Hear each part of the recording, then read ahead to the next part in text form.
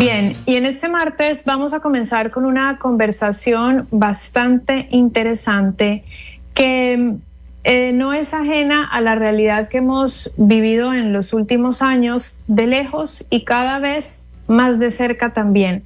Me refiero a la situación vulnerable que viven los niños cuando están en ambientes de terror, de guerra o de situaciones de violencia, como sucede, por ejemplo, en Gaza, como sucede en Rusia, Ucrania, como está pasando también en nuestro país. Hoy vamos a conversar con Marta Santarén Rosell. Ella es docente de la UNIR, es máster en neuropsicología de las altas capacidades intelectuales, tiene un doctorado en neurociencias, trabaja el área de personalidad, psicodiagnóstico y tratamiento, y se encarga o su enfoque es la labor académica y también líneas de investigación orientadas al estudio y prevención de los trastornos psicológicos relevantes en la infancia y en la adolescencia. Marta, bienvenida a nuestro programa. Hola, muchísimas gracias, Clara. Un placer estar aquí con vosotros. Gracias, Marta. Cuéntame primero por qué te interesan estos temas, por qué te has ido por esta línea de investigación dentro de tu área de la psicología y lo que ya estamos viendo que es tu especialidad.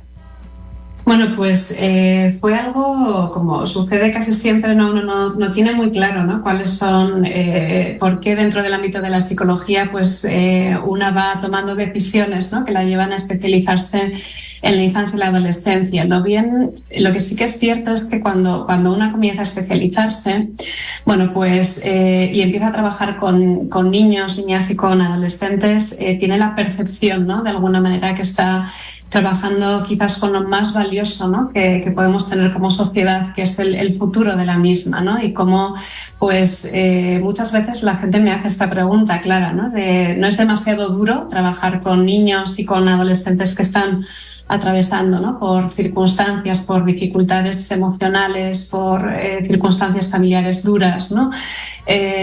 Y sin embargo, bueno, yo siempre contesto lo mismo, y es que un niño no es un adulto en miniatura, que a pesar de tener que compartir, ¿no?, con ellos y con sus familias situaciones muy complejas, aprendemos muchísimo, ¿no?, de la resiliencia, de la capacidad de adaptación. Todo lo que nos hace sufrir a los adultos, ¿no?, cuando proyectamos un futuro en muchas ocasiones terrorífico, pues los niños creen mucho más allá, están mucho más centrados en el día a día y muestran una resiliencia, ¿no?, que yo a veces siempre invito a los adultos a ver, ¿no?, cómo los niños aceptan y enfrentan, ¿no?, las dificultades cotidianas, porque tenemos mucho que aprender y mucho que admirar de ellos, ¿no? Y por eso la responsabilidad de cuidarlos tanto. Bien, sí, realmente la pregunta más dura es esa, ¿no? ¿Cómo no afectar tu profesión y tu investigación bajo testimonios de niños, que es lo más vulnerable que podemos tener cerca y que son los más vulnerables en este tiempo? Marta, hemos tenido una reciente guerra que pensábamos que no iba a durar tanto entre Ucrania y Rusia y continúa sin miras a que termine. También estamos viendo el conflicto en Gaza, que es un conflicto que tiene muchísimos años, tiene una historia muy larga, un origen muy complejo y que difícilmente también se va a resolver. Pero en medio de esos conflictos están estos niños. Claro, también hay mujeres y hay personas mayores que son siempre los más vulnerables, pero hoy nos estamos enfocando en esos niños, ya que tu estudio está precisamente enfocado en la infancia y adolescencia. Entonces, por favor, ponnos un poco en el contexto de la psiquis de estos niños que están viviendo situaciones como aviones que pasan y no saben si es investigación, si es para salvarlos o si es para un bombardeo, personas con armas que no saben si es para defenderlos o para atacarlos. Son realidades muy duras que, aunque no nos gusta escucharlas, y me incluyo en ese grupo de personas que no me gusta escuchar ni ver, a pesar de que el periodismo me mantiene muy activa en las noticias, me cuesta y me duele mucho tener que graficarlas en mi mente, pero hoy lo estamos haciendo para poder también entender esta situación. Entonces, dame un contexto de esa psiquis y de esas emociones de estos chicos. Bueno, el contexto no es sencillo de explicar porque, como te decía, ¿no?, la parte buena como psicoterapeuta en el trabajo de niños y adolescentes, esta capacidad, ¿no?, ese aprendizaje rápido, ¿no? de esta recuperación de la resiliencia, pero lo que no podemos perder de vista es que en situaciones, ¿no? Cuando uno echa la vista al panorama internacional, y permíteme, Clara, que me solidarice, ¿no? También con los hermanos ecuatorianos por las circunstancias que estáis atravesando, tenemos que pensar que son individuos, que son personas que están en un proceso de construcción, ¿no? de su propia personalidad, de quiénes son ellos como ser humano, donde se desarrollan en un periodo de la vida donde se va desarrollando no solamente el concepto que tienen sobre ellos mismos, sino del mundo que les rodea, ¿no? Por lo tanto, en muchísimas ocasiones un trabajo central es el trabajo con esa narrativa, ¿no? donde la recuperación de la visión de un mundo más afable, ¿no? donde la recuperación de los conceptos que tienen que ver con la solidaridad, ¿no? Con el compañerismo, con una cultura mucho más relacionada con la paz y la no violencia, pues son tareas fundamentales. Tenemos que pensar que estos niños, estos adolescentes, bueno, pues en ningún momento, ¿no? forman una parte activa de la decisión, ¿no? que puedan tomar pues, los líderes, ¿no? que nos llevan a los ciudadanos a estas situaciones. Para los niños es todavía más incomprensible que para nosotros, y que además, bueno, pues asisten en primera persona a la desaparición en muchas ocasiones de seres queridos, de su casa, la irrupción en sus rutinas, como puede ser el estar en contacto con otros niños, con poder asistir al colegio, y como físicamente, ¿no? En muchas ocasiones incluso pues sus casas son bombardeadas, ¿no? Por lo tanto, son testigos en primera línea de los horrores, ¿no? de los que todos somos conscientes, justamente en el proceso de formación de ellos mismos y del mundo que les rodea, ¿no? Por lo tanto, es un colectivo especialmente vulnerable, como bien indicabas, Clara, a estas circunstancias, ¿no? Sí, justo dijiste algo que me saltó y me llevó hacia un proceso, porque me dices, es el periodo de la construcción de la personalidad. Ellos crean el concepto sobre ellos mismos, sobre el mundo que les rodea, y tú hablas de compañerismo y una cultura de la no violencia, pero entonces, ¿cómo hacer eso en medio de este contexto, tanto internacional como nacional? ¿Cómo valorar en ellos este sentido de la esperanza, de igual va a cambiar y puedo pensar que hay un futuro mejor? Bien, pues realmente ahí está, ¿no? Yo creo que la clave del acompañamiento, ¿no? Cuando hablamos de cómo puedo hacer, ¿no? Yo no quisiera enmarcar mi discurso desde un ámbito únicamente terapéutico, ¿no? Sino también para vuestros oyentes, el decir, bueno, ¿qué le digo, ¿no? ¿Qué le cuento a mi hijo, a mi hija de lo que está sucediendo hoy, ¿no? en Ecuador, o si alguno, ¿no? de los ciudadanos que están en esas zonas de conflicto armado nos estuviera escuchando. Entonces, bueno, pues si quieres eso lo retomamos si es de vuestro interés, pero de alguna manera sí que yo creo que lo que yo recomendaría, ¿no? es buscar a los adultos que están en el cuidado de esos niños, que están siendo testigos, ¿no?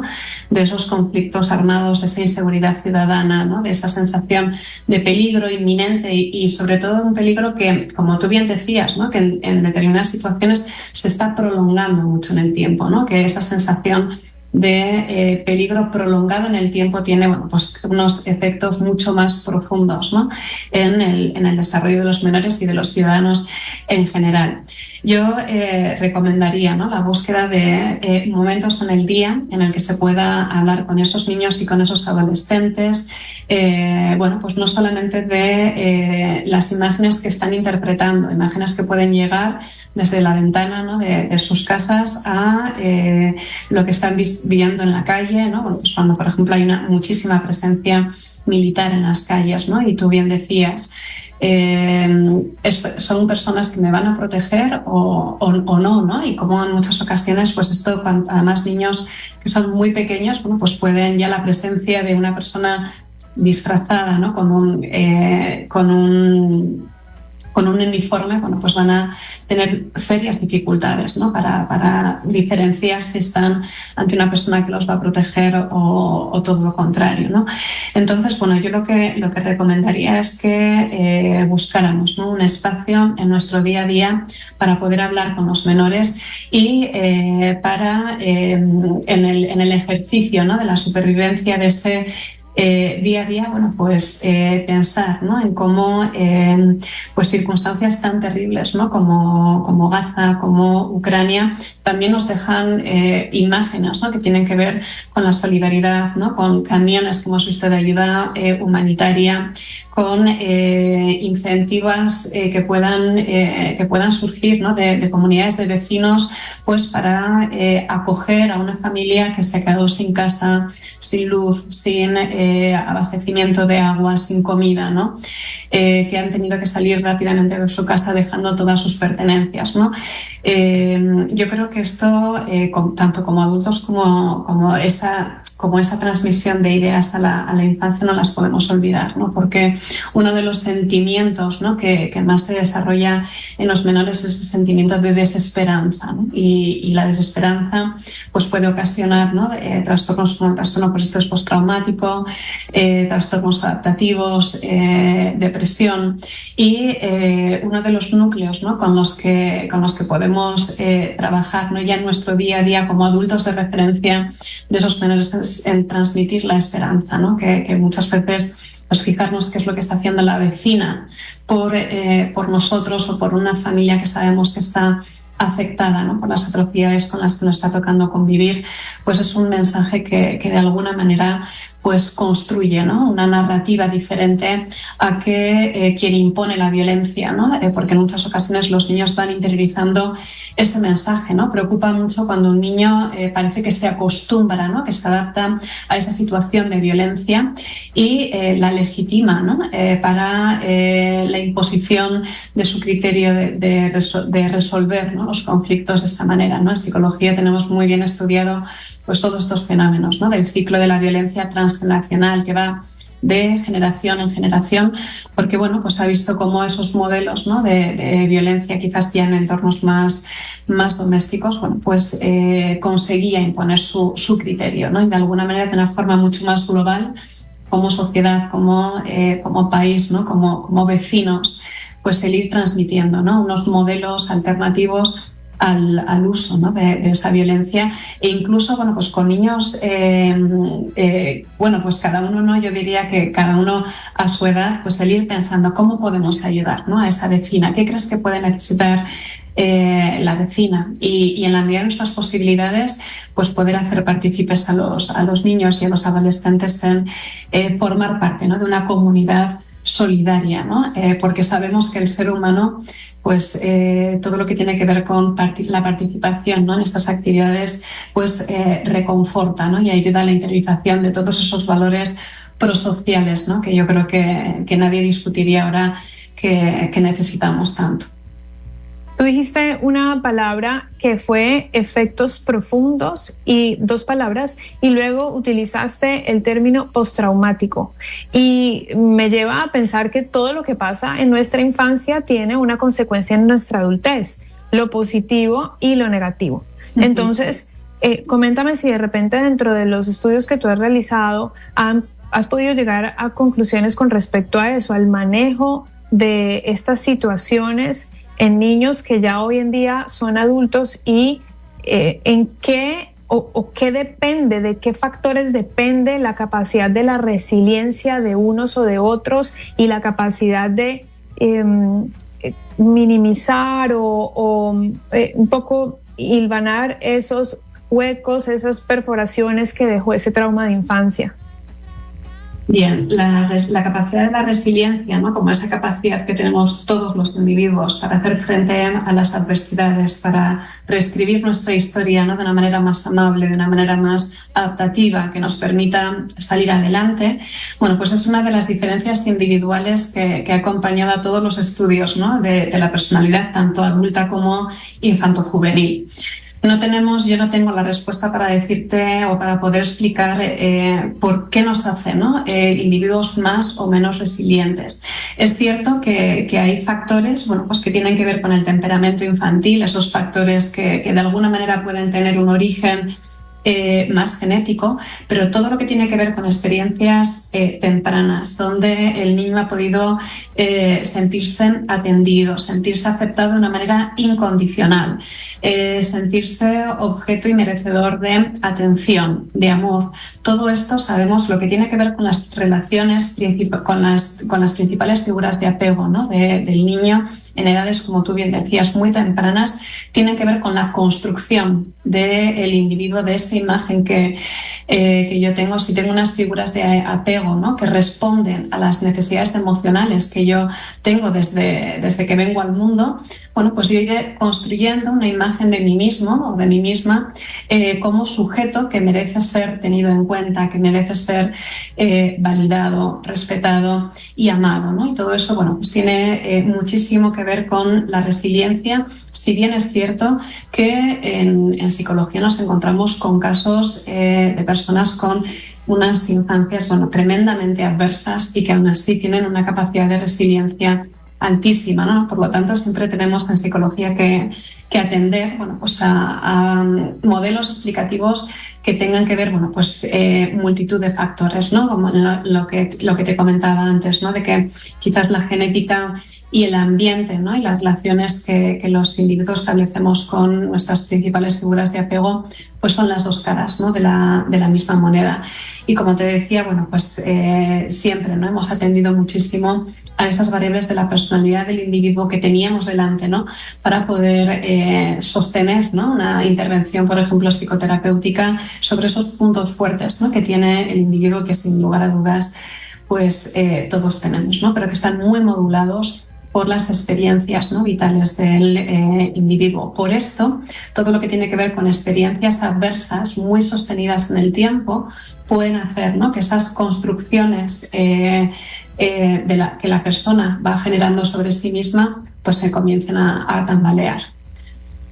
Sí, bueno, has dicho cosas muy interesantes como, por ejemplo, la normalización de la violencia y la legitimación de la misma cuando estás en edades pequeñas, e incluso creo que en los adultos también la violencia termina normalizándose en contextos latinoamericanos, pero seguramente mundiales también. En estos casos existe otra situación que es después, cuando, claro, todos estamos retraídos en casa, pues en muchos sectores vulnerables además se le suma una violencia intrafamiliar que luego pues multiplica un poco todos los dolores, no solamente que hay afuera, sino que hay dentro.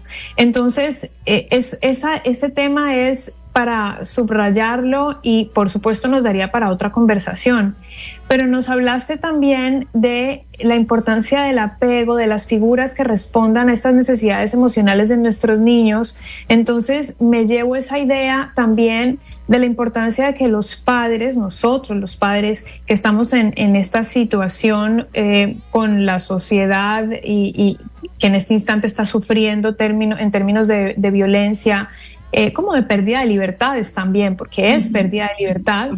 Sufrimos también los adultos estrés, ansiedad, eso genera tensión, pero mayor responsabilidad cae sobre nosotros el no transmitir ese estrés, esa ansiedad a nuestros hijos, precisamente por la mirada que ellos tienen a sí mismos y a su entorno, como nos lo dijiste al inicio. Entonces me parece que es una responsabilidad muy grande ahora el manejo de la verbalidad con ellos y también de los afectos, que es algo con lo que me quedo de tu reflexión última, ¿no? El apego, responder a sus necesidades emocionales y saber trabajarlas a pesar del estrés o ansiedad que estemos viviendo en estos tiempos. Sí, efectivamente, Clara. Esto, el papel de los adultos, ¿no? Que somos responsables de los menores, pues es especialmente complejo en estas situaciones en las que uno mismo está preocupado, ¿no? Por familiares, por un futuro, por la propia seguridad, ¿no? Yo creo que no hay una situación más terrorífica para un padre o para una madre que no sea el poder asegurar, ¿no? la seguridad de su familia. Y en este sentido yo me imagino, ¿no?, que lamentablemente pues haya personas que digan, bueno, ¿y ahora cómo hacemos, ¿no?, para procurar en un ambiente de tal inseguridad, de tal incertidumbre, bueno, pues una seguridad, ¿no?, para los menores que tenemos a cargo, ¿no? Y yo, si me lo permites, Clara, pues a mí me gustaría, ¿no?, el poder dar unos tips, unas recomendaciones, ¿no?, que espero sirvan a quienes nos estén escuchando, ¿no?, que tienen que ver con cómo manejar estas situaciones. En primer lugar, y esto es común a todo lo que puede suceder en una situación de duelo, ¿no?, como es la pérdida de las libertades que tú comentabas, creo que es necesario entender como adultos que los niños necesitan información, porque los niños de todas las edades, cuando no entienden los acontecimientos que están viviendo, ¿no?, cuando escuchan las conversaciones entre adultos, cuando por protegerlos decimos, estamos hablando de cosas de mayores, ¿no? Muchas veces vamos a encontrarnos a los niños escondidos detrás de una puerta, ¿no?, esperando, espiando casi, ¿no?, esas conversaciones entre adultos, no porque no respeten nuestras decisiones, sino porque necesitan saber. Y todo lo que nos ha explicado por nosotros de primera mano, bueno, pues los niños van a ir rellenando, ¿no?, con la información, con la fantasía en muchas ocasiones, sobre las explicaciones que les permitan a ellos, bueno, pues bajar ese principio, ¿no?, esa sensación de incertidumbre y de miedo. Y en algunas ocasiones toda esa información que un niño rellena puede ser mucho más terrorífica que la información que nosotros, adaptada a la edad de cada niño, le podamos procurar, ¿no?, como adultos responsables. En estos tiempos no tan convulsos, yo sí que también bueno, pues se me ocurre decir, ¿no?, la importancia del autocuidado de ese adulto, que tiene que llegar a un equilibrio entre lo que es mostrar con calma, ¿no?, una información adecuada pero veraz, ¿no?, al menor que tiene o a los menores que tiene a cargo, con el ser capaz de tener mensajes amables, ¿no?, como uno mismo. Bueno, pues dentro de las posibilidades estoy haciendo todo lo que puedo, estoy cuidando de mi familia como puedo, estoy consiguiendo, bueno, pues transmitir una aparente calma. Si tenemos hijos más mayores, que ya puedan entender, ¿no?, de una forma más realista la situación, y dependiendo de la madurez, ¿no?, también de esos menores, bueno, pues el otorgarse espacios donde el adulto de referencia también pueda tener una descarga emocional, ¿no?, y el poder hacer un análisis de cuáles son las emociones que estás sintiendo, separar los pensamientos más catastrofistas de aquellos que, siendo reales, le van a permitir adaptarse mejor a la situación, ¿no? Y esto es importante. Si, por ejemplo, contamos con varios adultos, bueno, pues quizás hay uno en la esfera familiar o social que guarde más la calma, pues quizás puede ser eso, ¿no?, la persona que pueda transmitir a los menores a cargo pues esas informaciones, porque efectivamente habrá algunos adultos que estén por las circunstancias que sean más afectados. Y a los niños y a los adolescentes yo también recomendaría preguntar antes que hablar, ¿no? O sea, es decir, saber qué conocen, qué idea tienen de lo que está pasando, y a partir de ahí, bueno, pues completar aquellos razonamientos que veamos que el niño está rellenando, ¿no?, con esa fantasía, para que esa interpretación no sea todavía más perjudicial. A veces queremos dar mucha información y ponemos, ¿no?, sobre sus hombros más preocupaciones de situaciones que quizás ellos no se habían planteado. Por lo tanto, preguntar y escuchar antes de hablar, preguntarles exactamente qué es lo que quieren saber, desculpabilizar, porque en muchísimos niños, sobre todo en las edades hasta los 10 años, hay un sentimiento ahí por las características del desarrollo cognitivo del niño que tienden a pensar, ¿no? Pues por ejemplo, imagínense la situación tan terrible de tener una discusión con un adulto de referencia familiar y que ese adulto ya no vuelva a casa, ¿no? Un niño podría interpretar que su mal comportamiento ha hecho que ese familiar desaparezca, ¿de acuerdo? Entonces, bueno, es muy importante el abrir esos canales de comunicación para que ese pensamiento mágico, ¿no?, que caracteriza la infancia, pues no les ponga la responsabilidad que no les corresponde, ¿no? Uh-huh. Y siempre que se pueda, bueno, pues igual que hablábamos del autocuidado, ¿no?, para las personas que estáis ahí al pie de las situaciones, reforzar los esfuerzos, ¿no?, que estamos realizando por la convivencia en una situación, ¿no?, que genera tanto terror, tanta incertidumbre, ¿no?, y donde no está clara cuál es el límite temporal, ¿no?, de esa situación. Siempre que se pueda, el mantenimiento de las rutinas, ¿no?, que estaban establecidas en la familia, que haya lugar para el juego, que haya lugar para la risa, ¿no?, aunque suena muy paradójico, pero reservemos, ¿no?, también unos minutos y unos instantes al día para construir, a pesar de las circunstancias,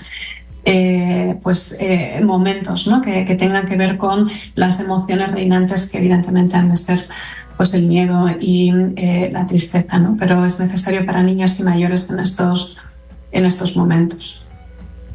Gracias por esas recomendaciones finales, Marta. Tomaremos apuntes sobre ellas. Marta Santarén Rosell es docente de la UNIR, máster en neuropsicología, tiene un doctorado en neurociencias y ha conversado con nosotros hoy sobre los traumas y a la vez la resiliencia que pueden tener los niños en tiempos de violencia, en tiempos adversos. Así que te agradezco mucho esta intervención y dejarnos estas líneas de reflexión. Pues muchísimas gracias a ustedes por llamarme, y de verdad que, bueno, desde aquí de España les pensamos mucho y espero de corazón que recuperen, ¿no?, la paz en el tiempo más breve que sea posible. Muchísimas gracias, Marta, que así sea.